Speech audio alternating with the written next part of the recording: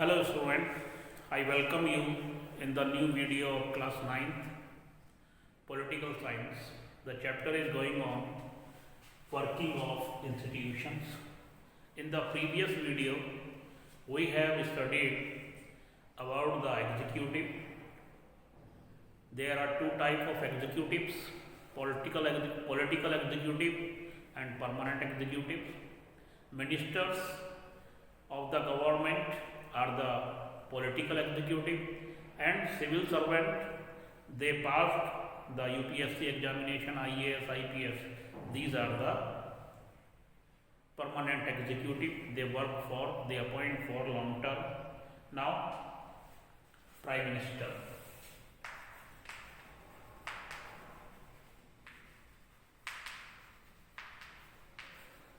Prime Minister is the head of government. Prime minister जो होता है वो सरकार का मुखिया होता है, हेड ऑफ द गवर्नमेंट होता है। इंडिया में पार्लियामेंट्री सिस्टम है और पार्लियामेंट्री सिस्टम में प्राइम मिनिस्टर जो होते हैं वो गवर्नमेंट के हेड होते हैं। बाकी जो प्रेसिडेंशियल रूल होता है वहाँ पे president head of the government होते हैं, लाइक यूएसए। तो इंडिया में जो प्राइम मिनिस्टर है उसको प्रेसिडेंट अपॉइंट करता है, प्रेसिडेंट अपॉइंट करता है प्राइम मिनिस्टर को, लेकिन वो किसी को भी प्राइम मिनिस्टर अपॉइंट नहीं कर सकते। किसको करते हैं? जिस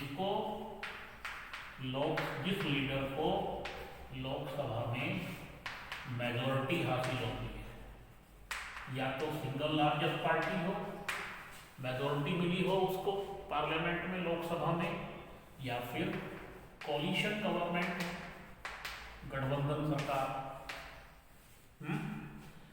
तो इसमें लोकसभा के बेस पे इंडिया में सरकार बनती है। लोकसभा में 543 सीट्स हैं, यानी कि 543 एमपी इलेक्ट होकर के आते हैं और लोकसभा के एमपी जनता सीधे इलेक्ट करती है।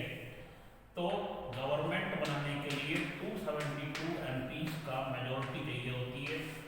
अगर सिंगल लार्जेस्ट पार्टी है जैसे बीजेपी, दोनों बार सिंगल लार्जेस्ट पार्टी बनकर के आई है, फुल मेजॉरिटी के साथ आई है, तो बीजेपी का जो लीडर है नरेंद्र मोदी, उसको प्राइम मिनिस्टर की ओथ दिलाई गई, प्राइम मिनिस्टर अपॉइंट किया गया। लेकिन अगर बीजेपी को फुल मेजॉरिटी नहीं मिलती, किसी पार्टी को फुल मेजॉरिटी नहीं मिलती, तो कोलिशन की गवर्नमेंट होती है। नरेंद्र मोदी अभी भी कोलिशन गवर्नमेंट चला रहे हैं। उससे पहले लगातार 10 साल डॉक्टर मनमोहन सिंह ने गठबंधन सरकार चलाई है। तो जिस लीडर को लोकसभा में मेजॉरिटी हासिल होती है, लोकसभा में संख्या बल उसके पास होता है 272 मेंबर्स का, कम से कम बहुमत उसके पास होना चाहिए।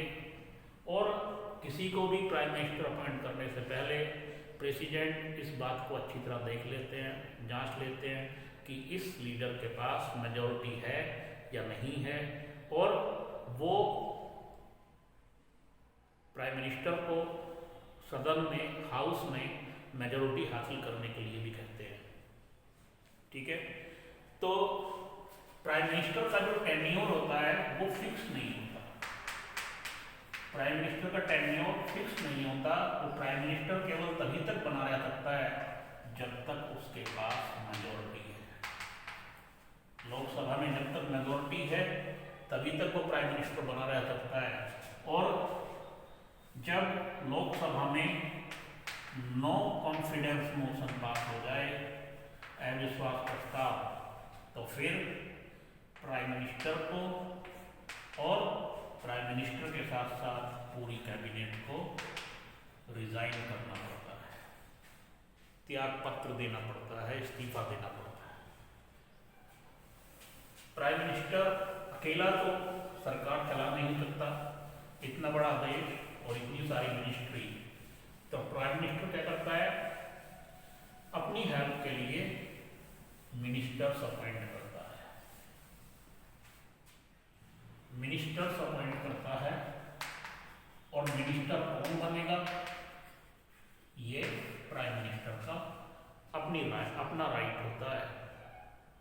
और मिनिस्टर बनने के लिए शर्त क्या है कि वो पर्सन जिसको मिनिस्टर बनाया जा रहा है वो लोकसभा या राज्यसभा का एमपी हो, मेंबर हो, चाहे वो तो लोकसभा का मेंबर हो या राज्यसभा का मेंबर हो। इंडिया में सरकार लोकसभा के बहुमत के बेस पे बनती है, लेकिन राज्यसभा के मेंबर भी मिनिस्टर बनते हैं। ये बात और है कि कैबिनेट में, मंत्रिमंडल में लोकसभा के एमपी ज्यादा होते हैं।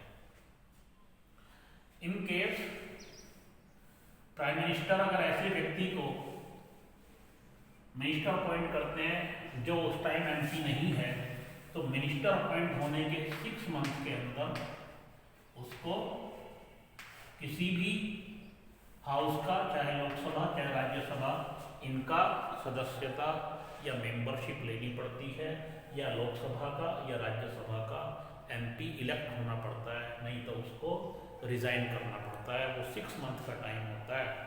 तो अब देखेंगे मिनिस्टर्स कितने तरीके के होते हैं।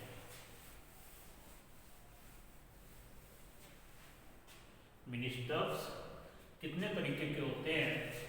Number 1, cabinet ministers.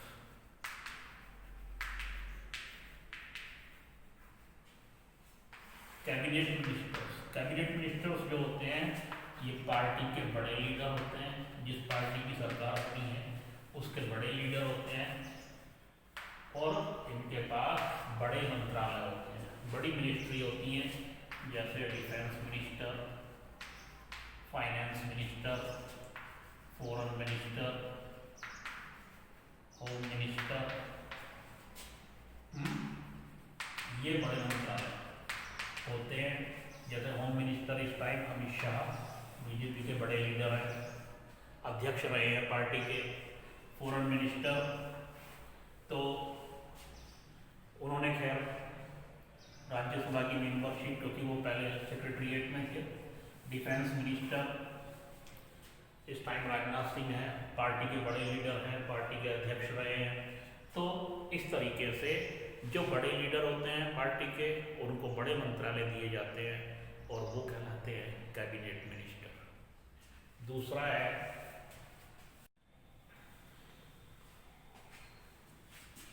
Minister of state.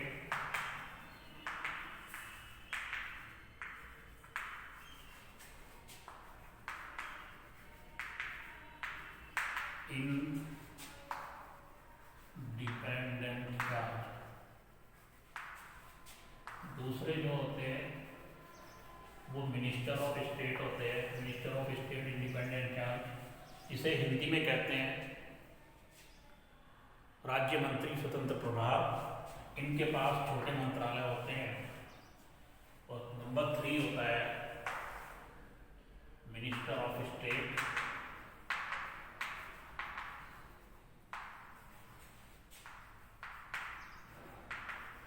Minister of state, इनको राज्य मंत्री कहते हैं।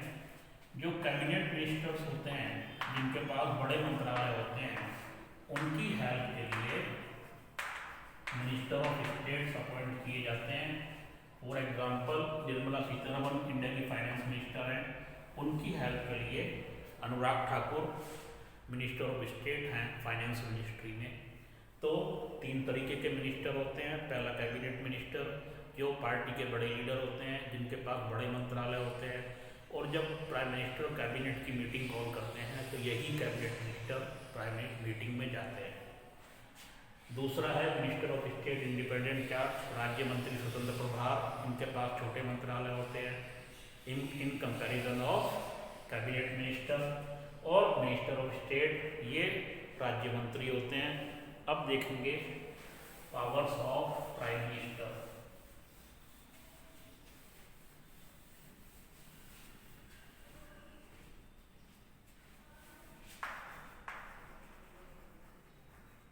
Powers of prime minister. Prime minister की क्या क्या पावर होती है। पहला, मिनिस्टर